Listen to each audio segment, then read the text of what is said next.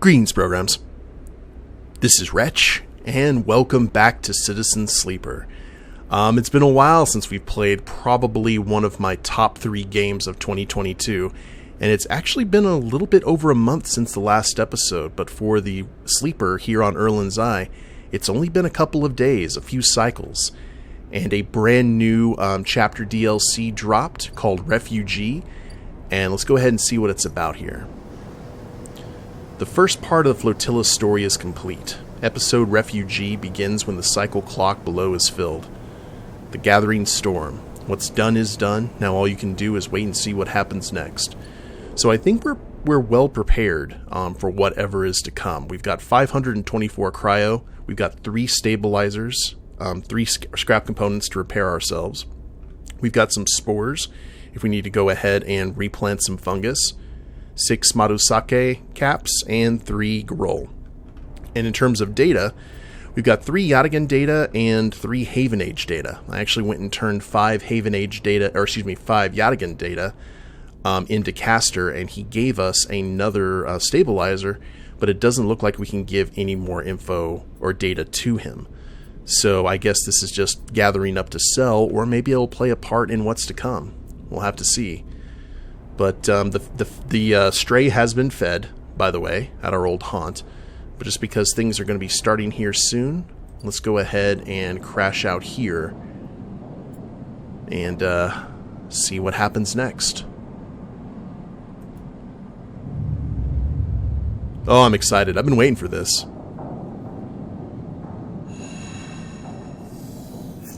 I don't think the fallout is going to be particularly good. We've got some good dice to start with, though.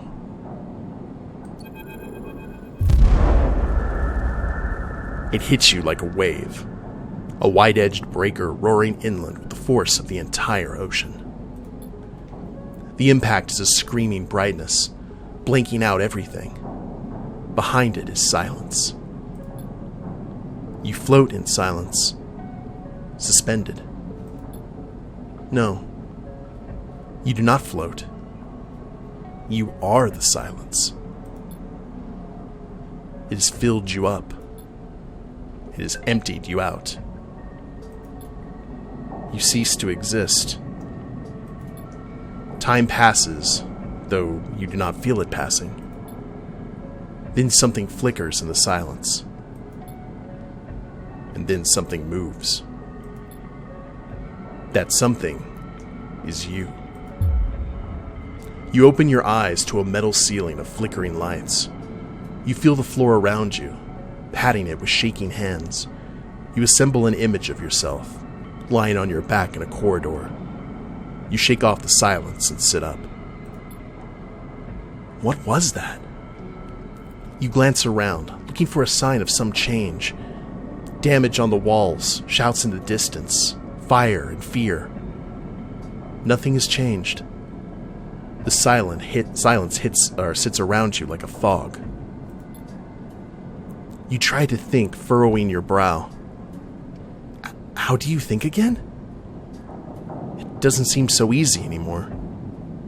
You force the pathways to light up, the databanks to grant access.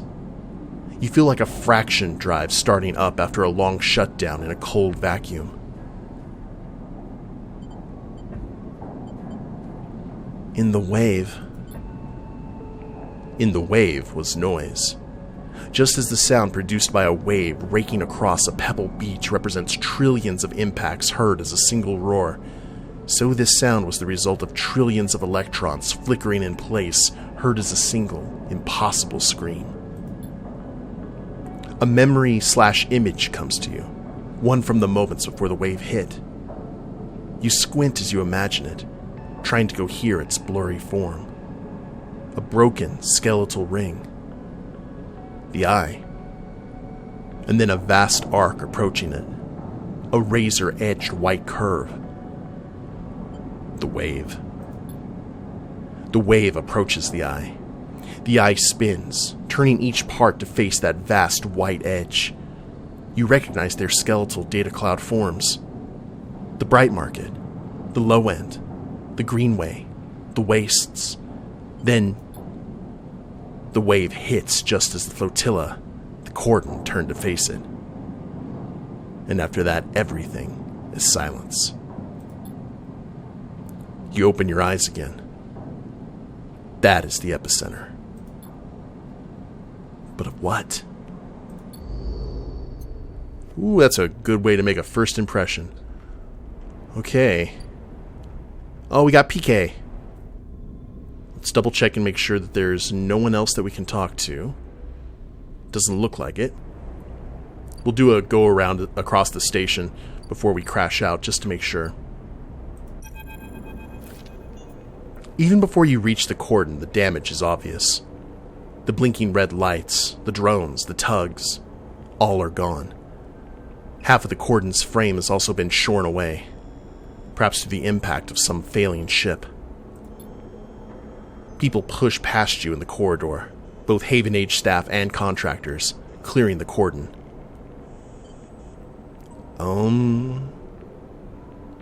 Let's keep pushing forward. I doubt that they'll have any answers for us. You push through the flow of people, and despite a few suspicious looks, they offer no resistance. The further you pass into the cordon, the less people you see.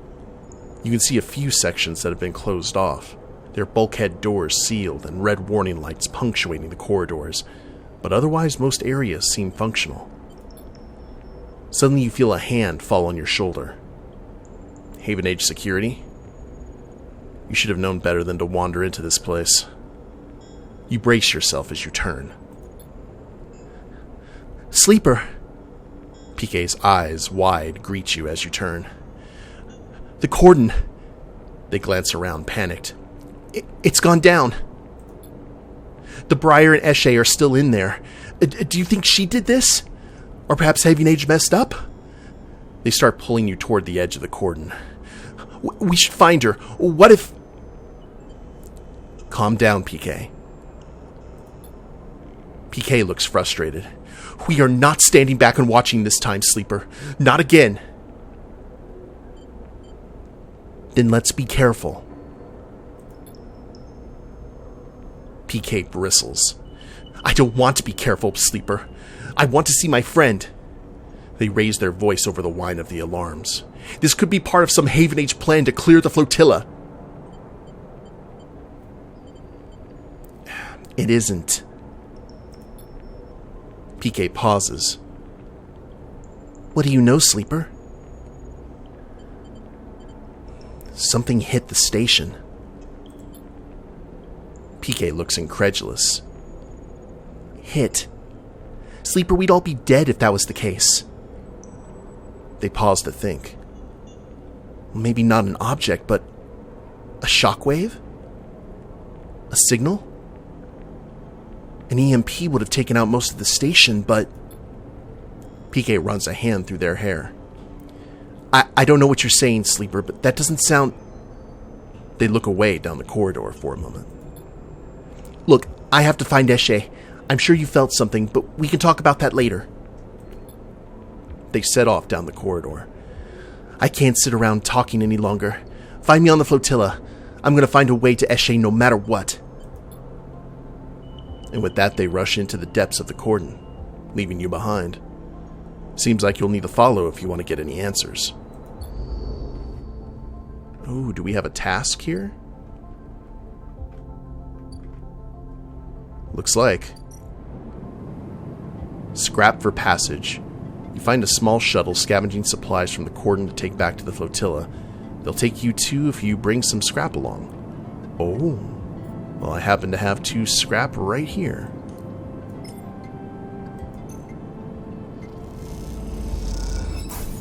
You hand over the scrap and squeeze into the crowded shuttle. Time to head to the flotilla. Are we traveling? Oh, yes, we are. Okay, so we can actually see the entire caravan here. Refugee fleet. Flotilla's friend. Shifting ships, systems, and social structures. The only way to navigate the flotilla is by rolling up your sleeves and helping out. Flotilla's friend? Alright. but that doesn't really give us an option on how to find Eshe. I'm not seeing any other, like, item or thing we can do. Okay, well, before we do that, let us go ahead. Okay, that just unlocked it for us, so we don't have to keep on going back and forth. I was about to say, if we kept on having to give them scrap, that was going to be very, very pricey for us. Just a quick perimeter check around the eye. See if anything new has popped up in all the old familiar places. Nothing here. What about up at Bliss's shop? Nope. Alright, everything's pretty much normal here. Let's go help out that flotilla.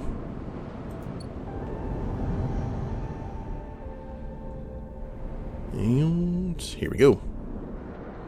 So it looks like damage control is definitely going to be the best thing for us, what with our interface.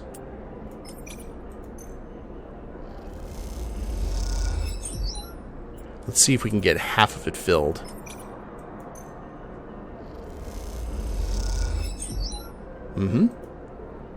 Oh, see, there's a story about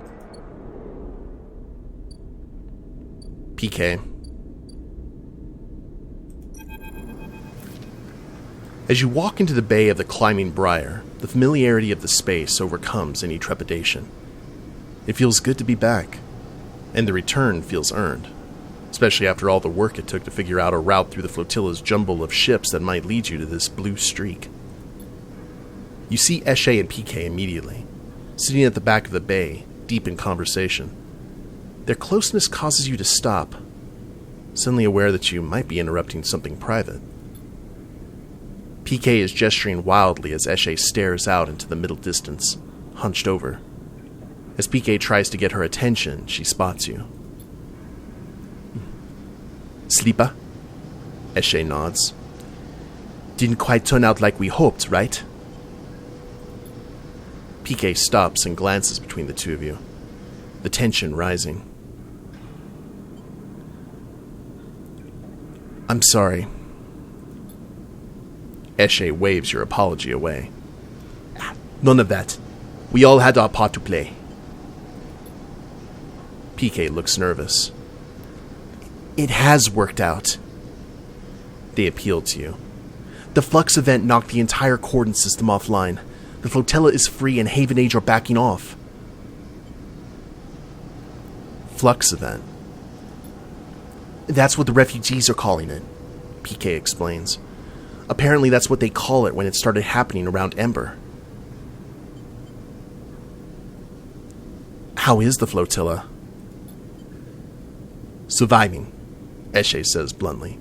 But the tensions they brought with them from Ember's moons are boiling over after the Flux event. The Flux is some kind of disruptive wave that only affects electrical systems, Peake chips in. So when it hit the flotilla, everything went haywire.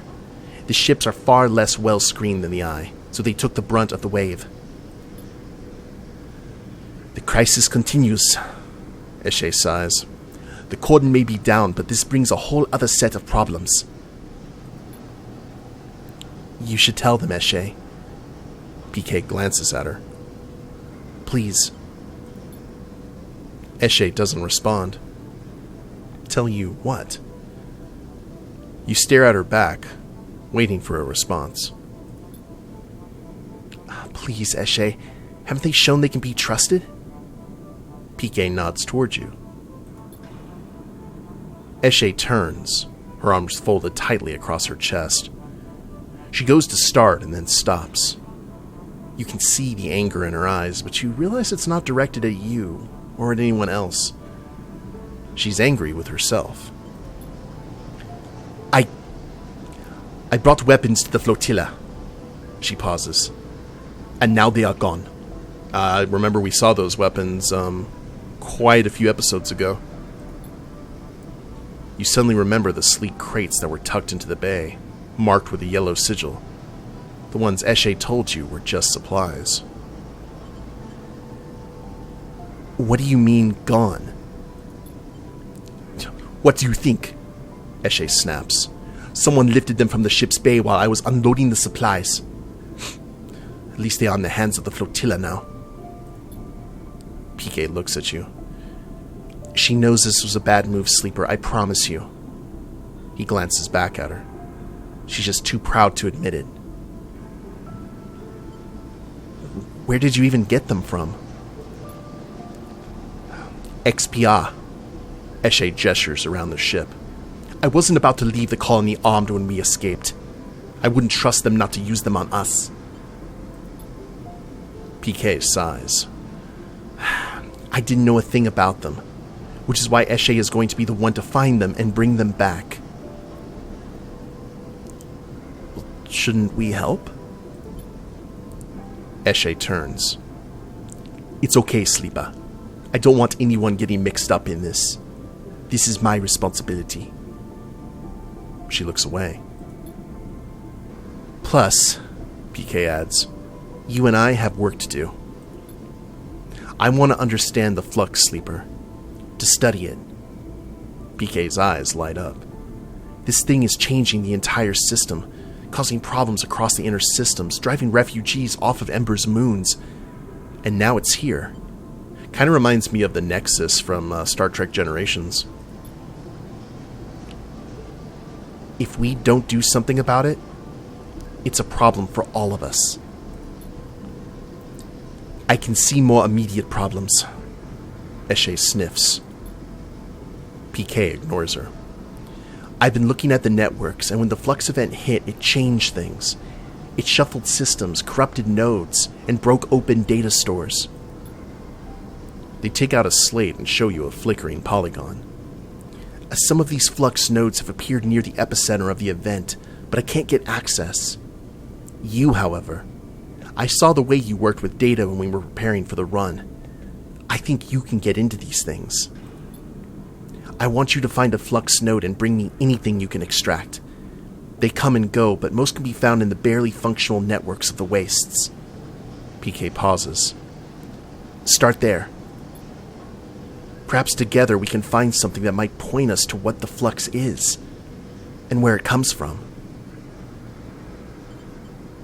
But how will that help? Peake runs a hand through their hair. I don't know, Sleeper. Maybe we can't do anything, but I want to know what this thing is. Eshe looks indignant. Don't waste too much time chasing ghosts, Sleeper. There are people on this flotilla that need any help they can get. I'm sure Sleeper can do both, Eshe. Peake smiles at you. I'll see you here when you have something. Good hunting. As they wave you out, as Eshe stomps away to make plans of her own. Ooh, new drives. Okay, so for the flotilla, we've got still Flotilla's friend, and then deliver Flux data. Peake has asked you to help them extract data from a Flux node in the waste that appeared after the Flux event. So we head over here. Wait, yeah, the wastes go onto the grid. Oh dear. Oh, there's the Flux node. I'm sure we can do both. What could possibly go wrong? High-level hacking needed. This node flickers in and out, its position shifting slightly each time. Good thing I've got this.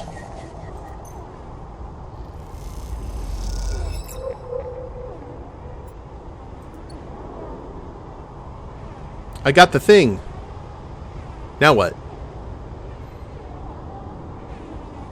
Actually, I should be able to, if I'm lucky. That's the thing. If I'm lucky, I should be able to potentially get Flotilla's friend taken care of and Peake's done all at once. But it's all going to depend on this, and if I decide to re-roll it. So let's go ahead and do this one first. Do I try to get the 4, 5, or 6? No risk it, no biscuit. Yeah! Alright. That's what I like to see.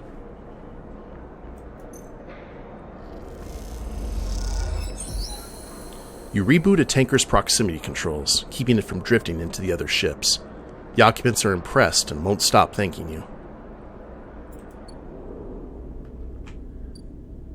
Soul, pragmatic captain. Ooh, a new friend. Alright. First things first, though.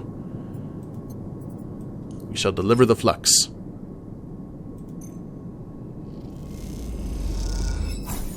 Peake receives the data on their slate and begins decoding it immediately. Sleeper, come look at this. Peake is poring over one of the displays of the makeshift decoding suite they have set up in the Climbing Briar's cargo bay. On the screen, a clump of data pathways, like an ingrown root ball, has started to untangle. This is an existing code, or node, corrupted by the Flux event. It's totally twisted up. They glance at you to check you're listening. But inside, you watch as the unwinding pathways leave behind patterns of negative spaces, like shadows staying behind despite their caster leaving. It's a whole other data set. Peake's eyes shine bright in the pale screen line. The Flux event somehow seeds this data deep into the gaps of the node, wrapping them around it. What's in there? Not sure. Peake frowns. It isn't being very cooperative. You watch the screen, the pattern of shadows becoming obvious now as each layer of pathways is pulled away. The Flux event itself really did a number on unprotected nodes like this one. Most of the Eye's systems are screened against radiation interference, but these exposed nodes? Peake makes a ripping motion with their hands. Torn apart. Peake points to a thick tangle of threads on the screen. Look, here. It looks like it's been tangled purposely, but it's actually that all the points within the node have been randomly rearranged. It's as if the node was a bag of ball bearings and the Flux shook them. The pathways tried to account for the rearrangement once the system came back on, hence the tangle. Peake pauses as the node continues to unwind. Although, Peake muses, it was less like shaking a bag of ball bearings and more like making them all simultaneously occupy a superposition of every possible position in the bag before locking them back into a new configuration. They smile sheepishly. But that's a technicality. But so, what is the Flux? Well, we know it's a wave, one with exotic effects. That's all. Peake runs a hand through their hair. The question is not so much what Flux is, but what is causing it. Where is it coming from? Peake turns away from the screen, meeting your eye. And there's something else. They pause. Have you spoken with the refugees? I assume he probably would have while helping them, so... A little. Peake lowers their voice instinctively. What they're reporting. Massive system failures, cascading collapses of life support, of terraforming systems, total data corruption. Peake swallows. The Flux shouldn't do that. It can fundamentally rearrange the structure of systems, especially those poorly shielded, but totally collapsing heavy-duty industrial systems, fail-safes and all. That doesn't make sense. Those kind of systems are built for deep space, for solar flares and radiation. The Flux might penetrate them, but any reconfiguration should have been repairable. Peake looks back at the screen, where the decoding node lies almost fully open. A shadow pattern of the negative spaces that existed within its scrambled interior darkens the screen, like a set of bruises showing the pattern of the object that made them. I need to look into something. I have an idea what might be causing this wave and triggering the Flux, but I need time to research it. Can I help? Peake shakes their head. I'm sorry, Sleeper, but I want to keep this to myself for now. If you need something to do, the Flotilla could surely do with the help. From what I heard from Eshe, things are tense there. Where is Eshe? Peake glances around the bay. Must be out. I've been focusing on this, so I can't say I've noticed. Although the quiet is nice. They smile. Just give me some time, Sleeper. Peake turns back to their console. I'll have some answers soon enough, I hope. You take one last glance at the uncoiling node as you leave.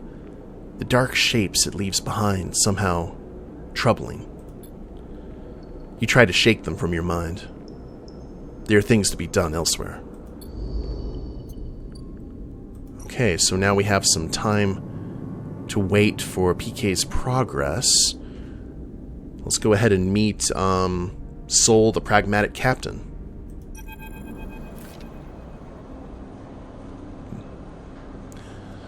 So someone told me I should be thanking you. The voice comes from behind you, cutting through the chaos of the crowded, cavernous bay. You freeze. Don't be afraid now. I've been hunting you, sure, but for all the best reasons. You turn to see bright eyes set in a rough face, framed in rusted metal. Sol. He holds out his hand, the other clamped firmly around a knotted wooden cane. Oh, man. Yeah, let's go ahead and shake his hand. He grips you firmly with a heavy and calloused hand. Forgive me, but as soon as I saw you, I knew who you were. Sol puts a hand on your shoulder. I've been told the Sleeper was part of that supply run that came in several cycles ago. He nods. Very welcome act, and we all thank you for it. Walk with me, Sleeper. Sol sets off through the bay, his partial suit hissing and creaking as if it helps carry him through the busy crowds. You notice people making way for you and Sol, standing back and letting you pass. You pass a makeshift kitchen, steaming pots on heating elements, a restless queue collecting meals. That algae that came through isn't exactly a full meal, but with what we have here, we've been able to make it work. You see a ladle of a greenish stew dished out. Color is something, isn't it? Sol smiles. Sol leads you out of the larger bay into a corridor lined with storage rooms that are now serving as dorms. You see someone filing a metal container from a standpipe, the water gushing out readily. Sol nods to the person as he passes. Just a little further now. Sol leads you into a freight elevator and whistles to some unseen operator to start it up. It jerks into life as you pass through the layers of the ship. You see people on every layer, or every level, supplies crammed into every available space, and sparks leaping in bursts as the ship is reshaped and modified to sustain its population. If Haven Age were expecting an exodus from the Flotilla, the Flux event has put a stop to that. Sol stretches. Some have crossed to the eye, but many just to gather salvage or score a hot meal. So the pressure on our supplies is shrinking, but not like I'd hoped. With the Flux reaching all the way out here, people are starting to understand that our journey might not be over. Sol stares grimly ahead. Suddenly, the freight elevator screeches to a halt, and Sol leads you out slowly into a wide room of chairs and terminals, ringed by a mezzanine, and with a glass roof above showing a distant hub and the far curve of the eye beyond. The people at the terminals nod to him as he enters. This is your ship? Sol nods. That's right. The Pilgrim Seed is mine to care for. He leads you up to a railed platform at the center of the room and stops. She chose me, so to speak. Well, at least her crew did, and I do my best to serve them. Sol looks around the bridge of the ship, a pained expression on his face. I'll admit that the responsibility isn't one that suits me, though we rarely get to choose such things. He glances back at you. But you, Sleeper, from what I understand, you chose to try and help us here. Is that right? I did my best to. Sol nods silently. But I have to ask you, Sleeper, why are you here now? Soul leans back and you feel his eyes on you, assessing you.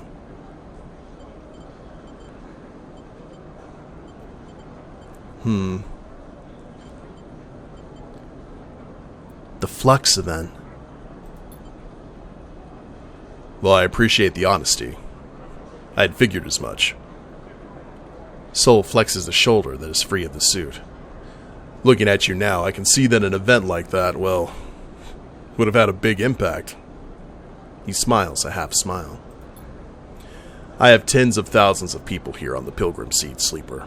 And there's tens of thousands more out in the Flotilla. He leans against a railing. A lot of them are looking to me to provide some future for them. Some path out of this dead end we've got into. And this cycle, this very cycle, the thing we've been running away from, it just caught up with us. So these people are scared, Sleeper. And they're looking to me for reassurance. And then, on the same cycle, someone tells me they see you on board. A sleeper. The same sleeper, they reckon, that wanted so strongly to send a ship past the cordon to see us. Soul scratches at his beard. So the first thing I want to do was thank you for that. For your interest. He pauses. But the second thing I wanted to do was find out what you want from us. Soul's suit hisses and creaks. I think that's fair, don't you? Soul takes a deep breath. So what is it? Well, I'll tell you what, guys. This may be a good place to go ahead and end the first episode of this DLC. We'll answer Soul, pending kind of what we decide here, at the beginning of the next episode. I hope you all have enjoyed it. It's really good to be back.